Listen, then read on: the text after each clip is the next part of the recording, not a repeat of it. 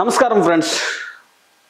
AP encounter media మేము గత 9 సంవత్సరాలుగా జర్నలిజంగా చేస్తూ ప్రజా సమస్యలపై పోరాటాలు చేస్తూ ఒక స్వచ్ఛమైన జర్నలిజంతో ప్రజలకు మంచి చేయాలన్న సంకల్పంతో ఈ ఎన్కౌంటర్ మీడియాను నడుపుతున్నా.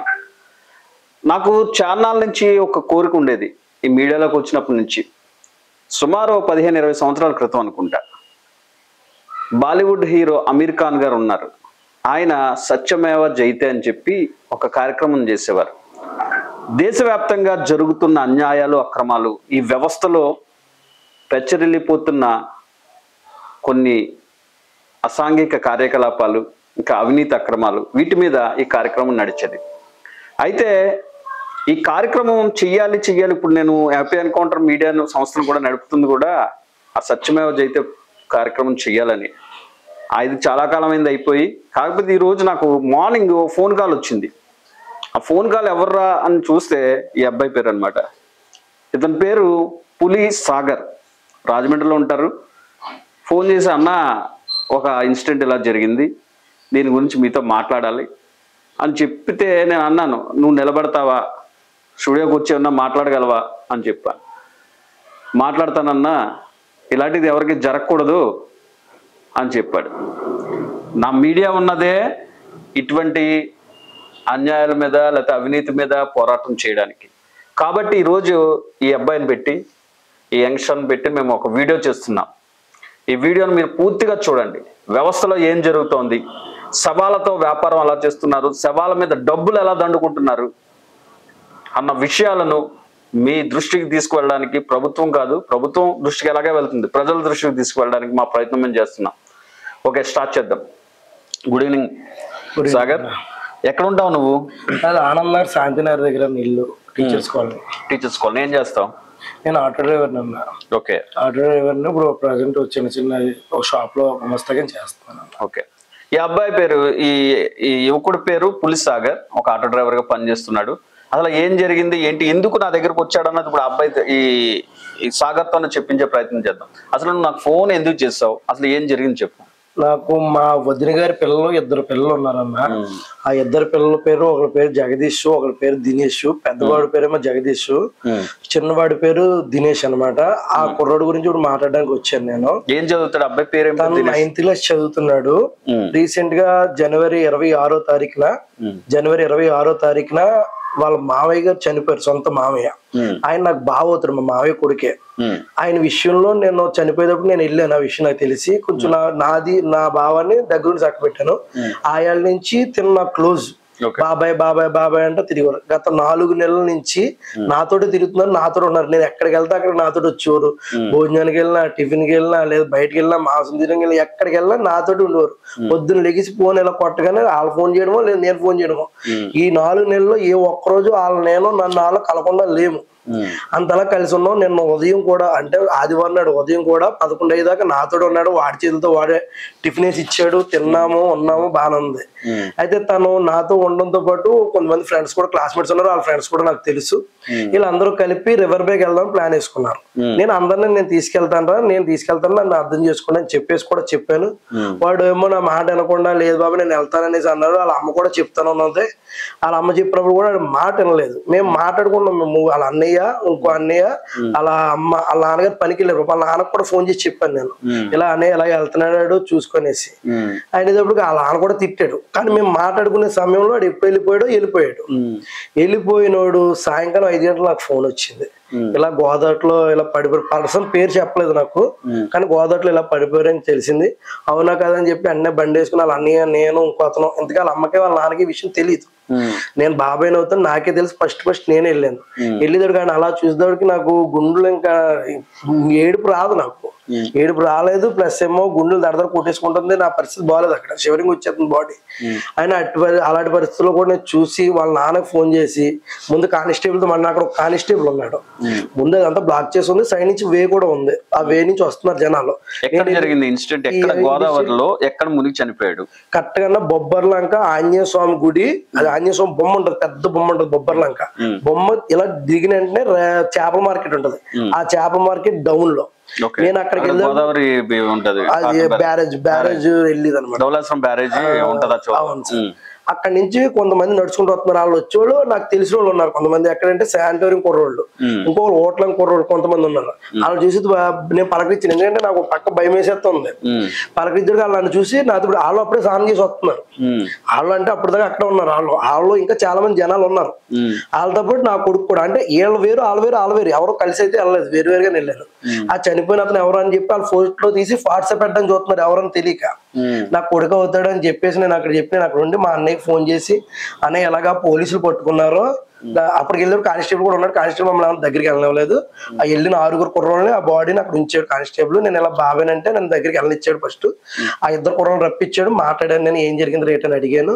అడిగిన తర్వాత వాళ్ళ నాన్నకి నేను ఫోన్ చేసి, అన్నయ్య ఇలా పోలీసులు పట్టుకున్నారు, తండ్రి సంతకం పెడితే కానీ విడిపించారంట అని చెప్తే వాళ్ళ నాన్నగారు బయలుదేరి వచ్చారు. వచ్చేటప్పుడు 6:30 అయిపోయిందన్న. మనం బొబ్బర్లంక అంటే ధవళేశ్వరం బ్యారేజ్ దగ్గర నుంచి బొబ్బర్లంక మధ్యలో కాటన్ బ్యారేజ్ ఉంటుంది. ఇక్కడ వాటర్ తక్కువగా ఉన్న సమయంలో, సమ్మర్లో అయితే వాటర్ తక్కువగా ఉంటుంది, చాలా మంది అక్కడ స్నానాలు చేస్తూ ఉంటారు.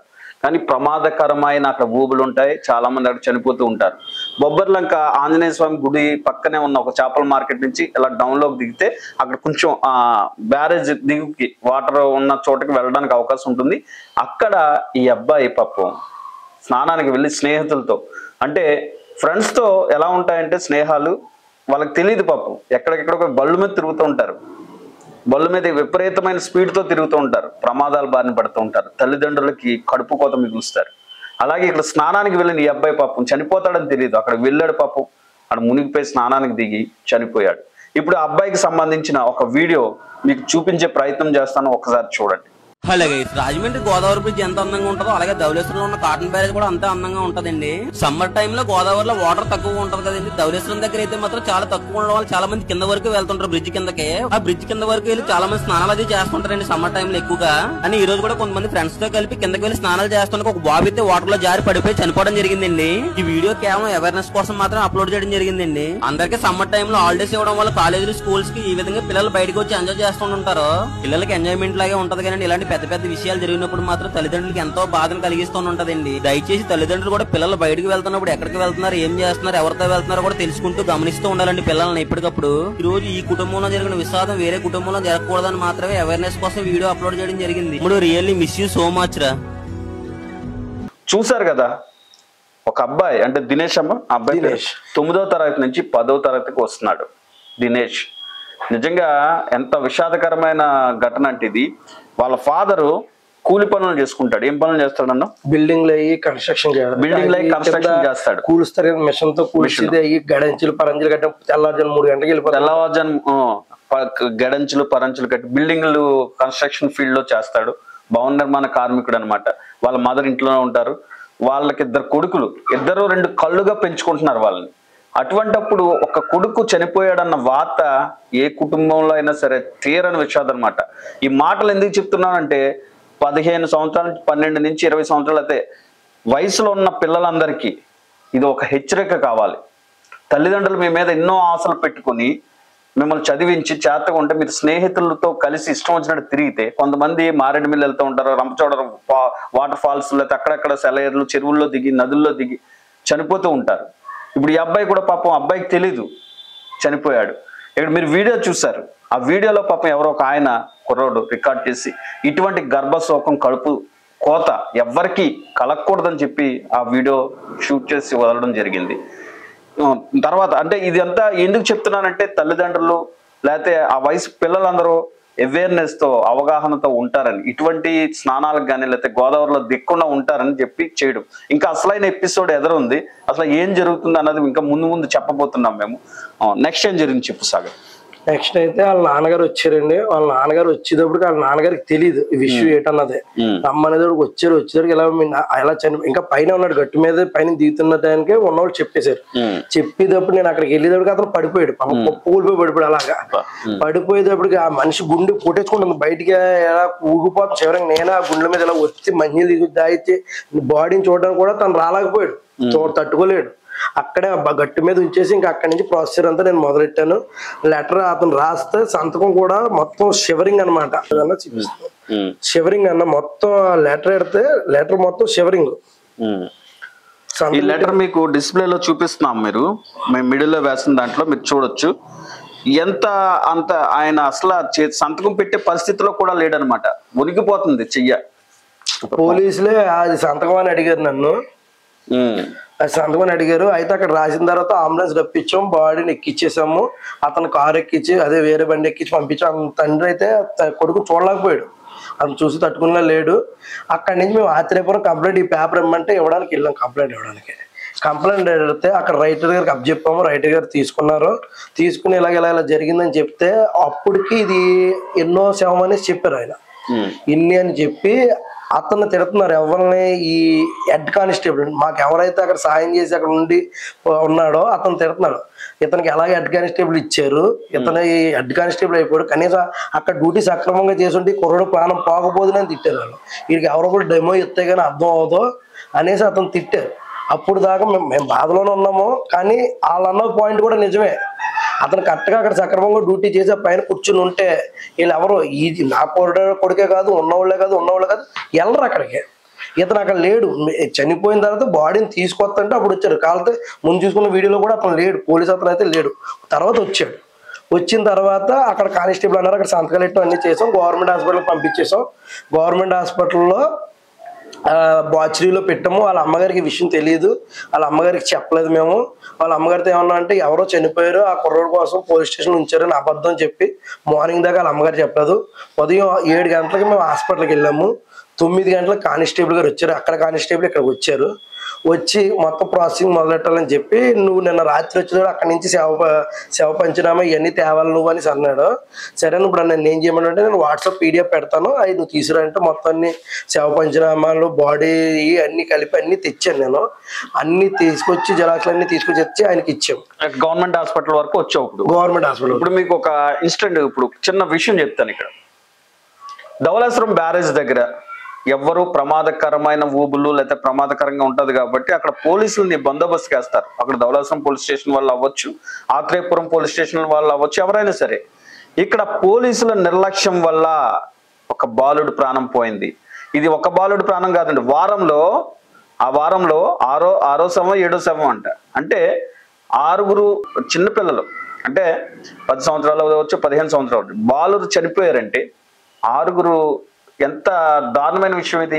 అంటే అక్కడ ప్రాపర్ గా మీరు డ్యూటీ చేయకపోవడం వల్ల, ఇది తూర్పుగోదావరి జిల్లా SP గారి దృష్టిలో పెడుతున్నాం మేము, ప్రాపర్ గా డ్యూటీ చేయకపోవడం వల్ల అక్కడ ఒక బాలుడు చనిపోయాడు. అక్కడ ఒక 10వ తరగతి వెళ్ళే ఒక కుర్రవాడు చనిపోయాడు, అక్కడ ఒక అబ్బాయి చనిపోయాడు. ఇటువంటి 6 చనిపోయారంట. అవి మీకు పక్కన క్లిప్స్ చూపిస్తున్నాం, మీరు చూడొచ్చు. ఈ వారంలో 6 చనిపోయారంటే పోలీసులు ఏం చేస్తున్నారండి? అక్కడ బందోబస్తు గాలికి వదిలేశారా? అంటే ప్రజల ప్రాణాలంటే విలువ లేదా? చిన్నపిల్లలండి వాళ్ళు కాదు, లేదా వేరే వాళ్ళు చనిపోతారు, ఎవరిదైనా ప్రాణం కదా. మీకు వేలకు వేలు జీతాలు ఇస్తుంది గవర్నమెంట్, అక్కడ డ్యూటీ వేస్తే మీరు డ్యూటీ చేయకుండా ఏం చేశారు?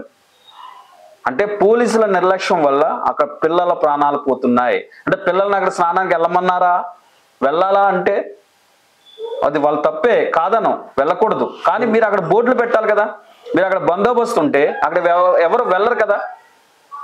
ఇక్కడికి రాకూడదు, ఇక్కడ స్నానం చేయకూడదు అని చెప్పి అక్కడ పోలీసులు ఒకటి పడేస్తే ఎవరు అక్కడ వెళ్ళరు కదా. పుష్కరాల రేవులో కూడా చాలా మంది చనిపోతూ ఉంటారు, అక్కడ కూడా బందోబస్తు పెట్టాలి, ఎవరో ఒకటి పెట్టాలి, హెచ్చరిక బోర్డులు పెట్టాలి. కానీ ఏం చేస్తున్నారు?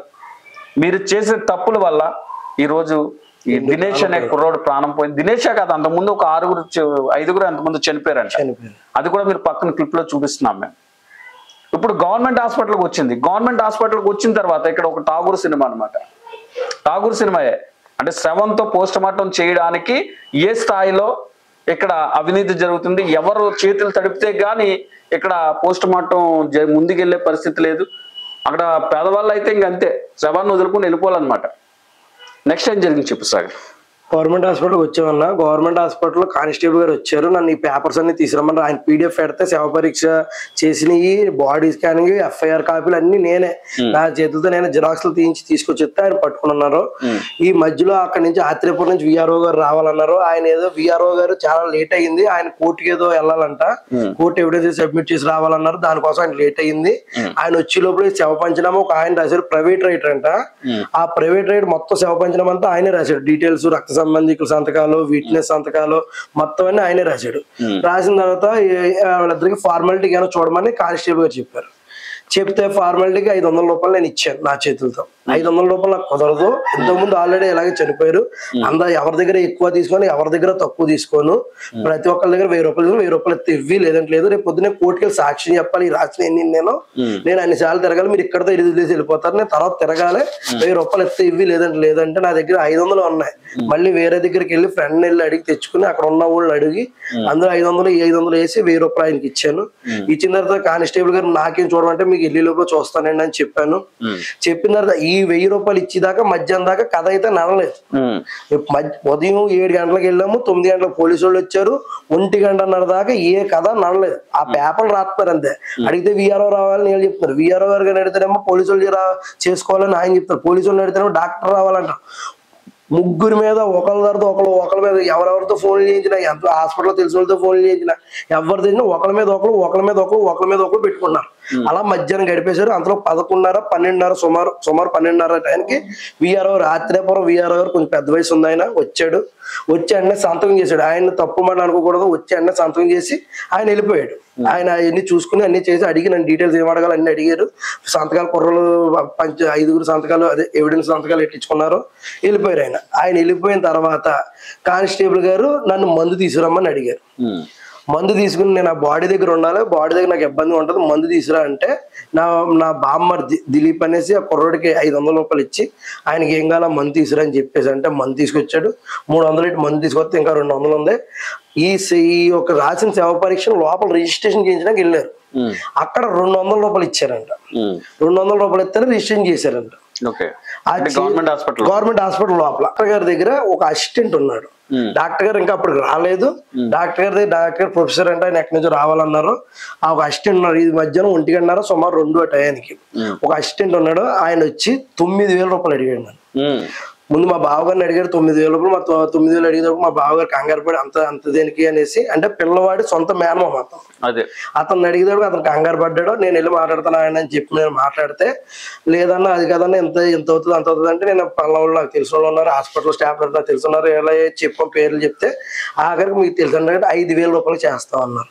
అది కూడా కుదరదన్నా, ఎందుకు ఇవ్వాలి మేము అని ఎన్ని అడిగితే, అయితే మీరు ఇవన్నీ తెచ్చుకోండి అని చెప్పేసి నాకు లిస్ట్ ఇచ్చారు వాళ్ళు. ఆ లిస్ట్ లో పేపర్ లో ఏమేమి కావాలని చెప్పారు.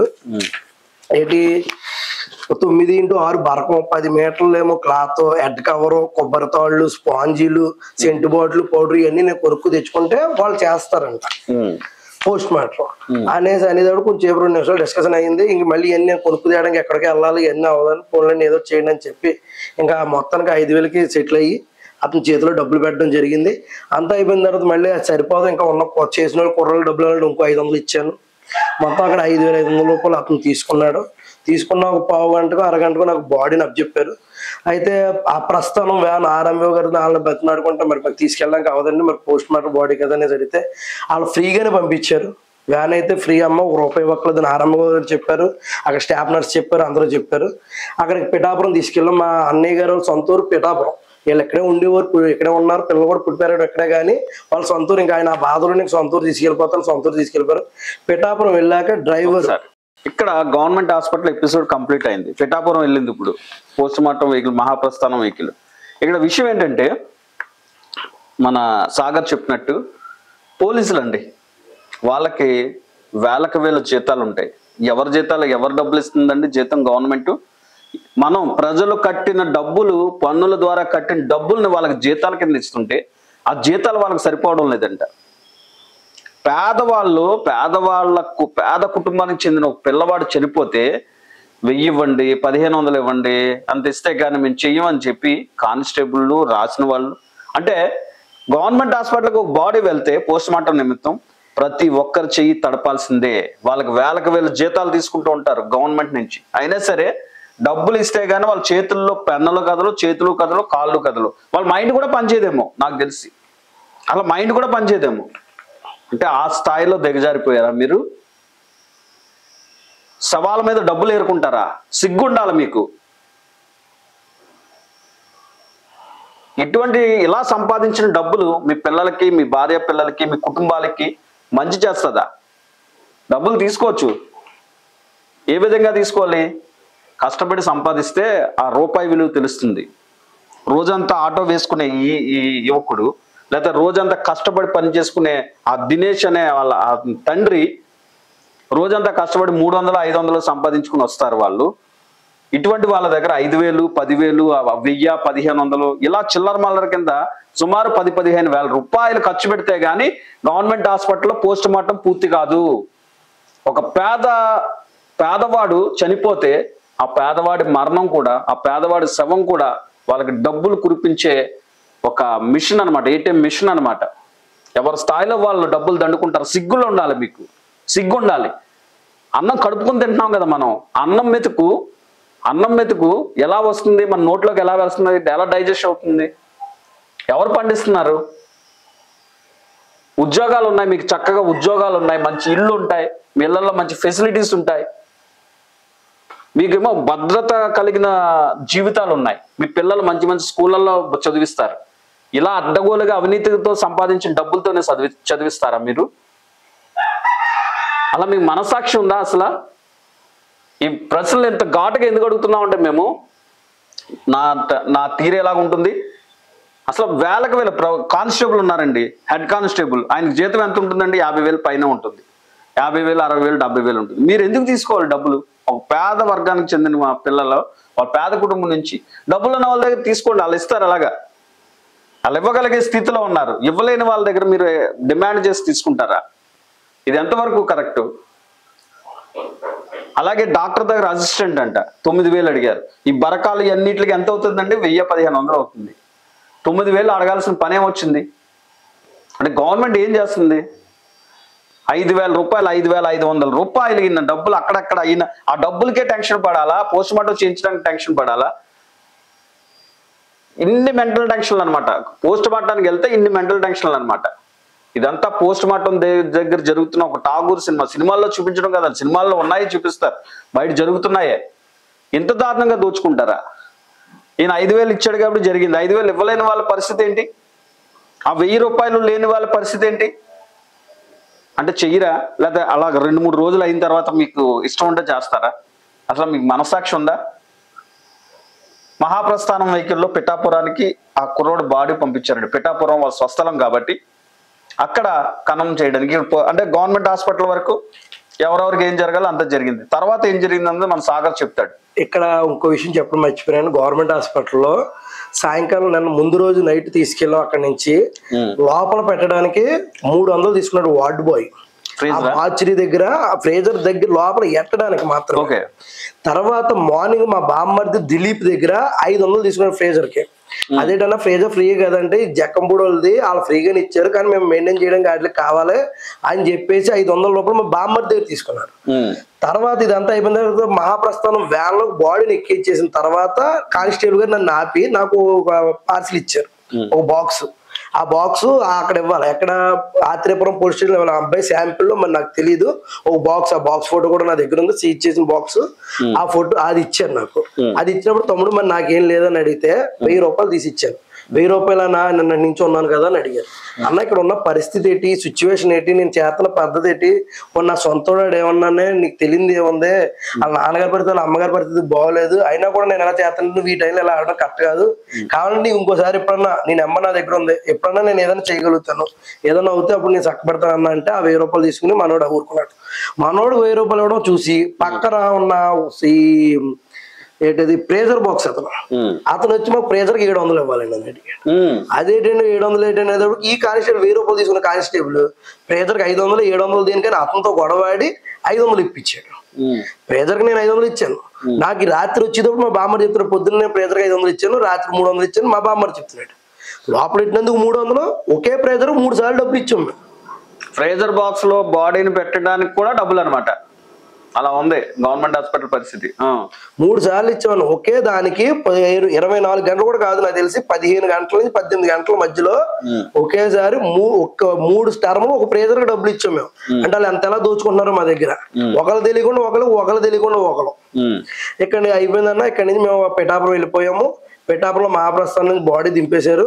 ఫార్మాలిటీ అతను డ్రైవరే మాకులాగా కష్టపడే వ్యక్తి మనం ఇవ్వాలని చెప్పి అతను డ్రైవర్ జీతం కింద ఒక 500 రూపాయలు, పిఠాపురం అంటే దూరం ఎక్కువ కదని 500 రూపాయలు ఇస్తే ముందు నా సంతకం పెట్టించుకున్నాడు, నెంబర్ రాసుకున్నాడు, డెలివరీ అయినట్టు అన్ని చేసుకున్నాడు.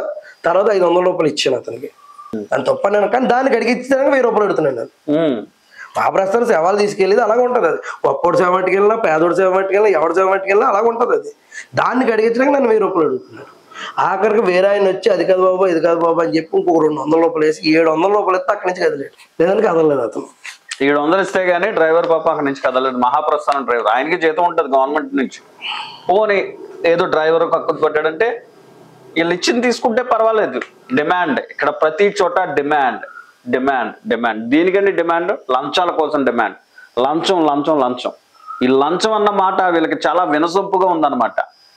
వీళ్ళ డ్యూటీకి రావడం, డ్రెస్ వేసుకుని రావడంతోనే మొదలెడతారేమో ఈ రోజు సాయంత్రానికి ఎంత కలెక్షన్ పట్టుకుపోవాలి, మనం ఇంటికి ఎంత డబ్బులు పట్టుకుపోవాలి. అది నీతిగా సంపాదించిన సొమ్మ. గవర్నమెంట్ మీరు ఉద్యోగం చేస్తున్నందుకు జీతం ఇస్తుంది కదా, అది కూడా తక్కువ ఏమి ఉండదు కదా. ఒక్కొక్కరికి 30,000, 40,000, 50,000 జీతాలు ఉంటాయి. వీళ్ళు రోజంతా ఆటో వేస్తే ఒక 500, 1000 రూపాయలు సంపాదించడం చాలా కష్టం. వీళ్ళు రోజంతా కష్టపడితే మీరేమో దర్జాగా ఒక గవర్నమెంట్ ట్యాగ్ వేసుకుని గవర్నమెంట్ ఎంప్లాయీస్ కింద ఉంటూ, గవర్నమెంటో ప్రైవేటో మొత్తానికి గవర్నమెంట్ ఎంప్లాయీస్ కింద ఉంటూ ప్రజల్ని ఈ విధంగా దూచేస్తారా? ఎంతవరకు కరెక్ట్? ఇది ఇప్పుడు వరకు జరిగిన ఎపిసోడ్ మీరు మొత్తం విన్నారు. ఎపిసోడ్లో నేను ఎందుకు ట్యాకప్ చేశానంటే దీన్ని ప్రతి వ్యవస్థలోనూ అంచెలంచెలుగా ఎక్కడెక్కడ డబ్బులు తీసుకుంటున్నారు, ఎక్కడెక్కడ అవినీతి చేస్తున్నారు, ఇదంతా జనాలకు తెలియదా అని మీరు అడగొచ్చు. అందరికీ తెలిసిన విషయాలే. కానీ ఈ రోజు నీ సాగర్ అనే వ్యక్తి వచ్చాడు ధైర్యంగా, ఇలా జరిగిందన్నా ఇది ప్రజల దృష్టికి వెళ్ళాలని చైతన్యం రావాలి ప్రజల్లో. రాజకీయ అవినీతి లేకపోతే ప్రభుత్వ అధికారుల్లో అవినీతి పెరిగిపోతూ ఉంటే ప్రజలు కూడా ఎలాగే తయారవుతారు. ప్రజలు కూడా చేయి చాచడం మొదలు పెడతారు. నీతి నిజాయితీ అనేది చచ్చిపోతే చేయి చాచడం అలవాటు అవుతుంది. చేయి చాచేవాడు ఎవడండి? ఆత్మాభిమానం లేనివాడు చేయి చాస్తాడు. ఆత్మాభిమానం లేనివాడు అడుక్కుంటాడు, దిగజారిపోతాడు. మరి వీళ్ళకి ఎన్ని వేల రూపాయల ఉద్యోగాలు ఉన్నాయే, మీరెందుకు దిగజారిపోతున్నారు? డబ్బులు లేని వాళ్ళ దగ్గర ఎందుకు పీడించుకు తింటున్నారు రాబందుల్లాగా? మీరు ప్రభుత్వ ఉద్యోగులా రాబందులా? ఇది ఈరోజు ఎపిసోడ్. ఈ ఎపిసోడ్ మేము ఎందుకు వదులుతున్నామంటే మీకు అన్ని పక్కన డిస్ప్లేలో చూపించాము. ఇవన్నీ నిజాలు, సత్యాలు. ప్రజలు అవేర్నెస్ రావాలి. ఇటువంటి పరిస్థితి మరో పేదవాళ్ళకి, డబ్బులు ఖర్చు పెట్టలేని దీనస్థితిలో ఉన్న వారికి రాకూడదని చెప్పి మా ఎన్కౌంటర్ మీడియా బలంగా కోరుకుంటుంది. మా సిద్ధాంతాలు, మా ఆశయాలు ఏంటంటే ప్రభుత్వ ఆసుపత్రికి ఎవరైనా వెళ్ళారనుకోండి, ఎవ్వరూ రికమెండేషన్ చేయకూడదు, ఏ విధమైన సిఫార్సులో ఉండకూడదు. వాళ్ళకి మంచి వైద్యం అందాలి.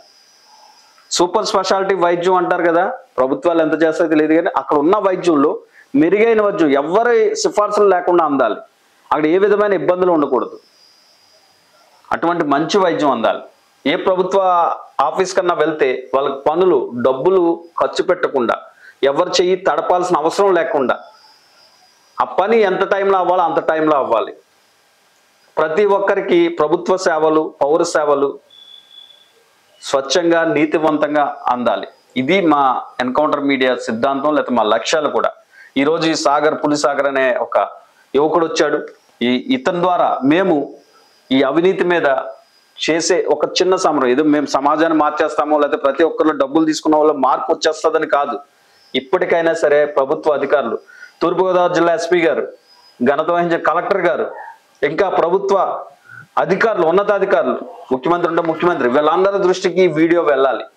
ఇది నిజంగా రియల్గా జరిగిన ఒక ఇన్సిడెంట్, ఒక ఘటన.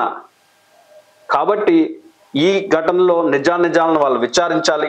ఇటువంటి పనులను చేసే వారి మీద ఇప్పటికైనా చర్యలు తీసుకోవాలని చెప్పి మా ఎన్కౌంటర్ మీడియా నుంచి మేము కోరుతున్నాం, డిమాండ్ చేస్తున్నాం.